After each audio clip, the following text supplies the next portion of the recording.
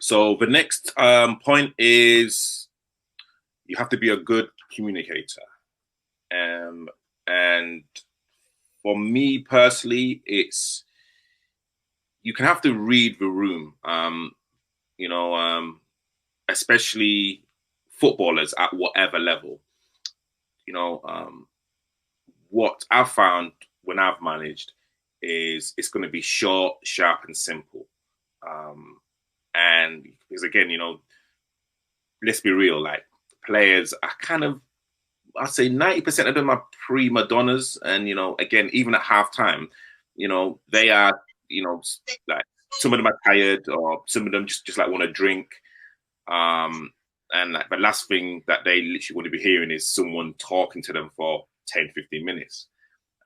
So for me anyway, it was just about being short, sharp, and just being very, very direct in terms of what I wanted from an individual player or like the team. And you again, if like something had to be said, which was a lot longer, I would also say it as well.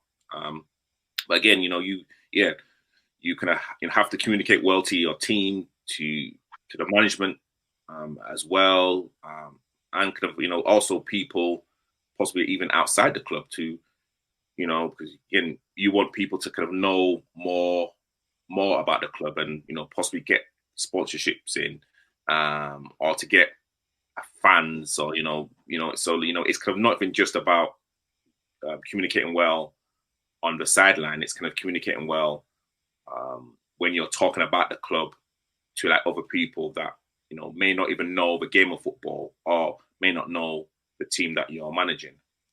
So yeah, that's kind of literally my 2 cents.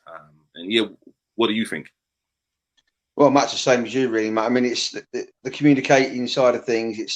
It's vastly different between being like ambassadorial for the club, speaking to a lot of people on behalf of the people, when you get your interviews after, speaking to social media platforms, people like your good self, and then obviously talk to the guys within the club, and the way you communicate to guys at games, it is vastly different. God, if I spoke to everyone like I spoke to the guys at half time, I wouldn't have any friends at all. I'd be really no mates. But sometimes, as I say, it's communication is key, and you're right. You gauge the situation and you speak how you feel. Sometimes tough love, sometimes the only language some people understand. It's the only time. But again, when I talk about the club to people outside of the peoples, and there's a lot, there's a lot of respect, and I always speak highly of us. I've got nothing but praise for the Kai, Raja, Paul Ray does a lot for the club. I mean, Kai and Raja have done, making this club into what it is now. Have done great things, really, really great things. And Paul Ray's he's an unsung hero as well. He does so much for the club that is unseen. It's unbelievable. And we have meetings and discuss how the club's going to go forward and so on and so forth in many different ways. And again, like talking, as I say, you give a broad insight, not too much away to people like your good self. And we've had Your League TV down, Grassroots Football TV have been down to see us.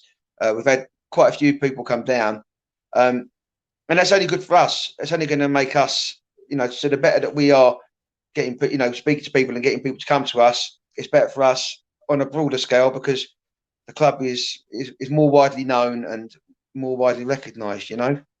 So yeah, and communication is my strong point. Usually, I don't stop talking. I'll rattle on and rattle on and rattle on.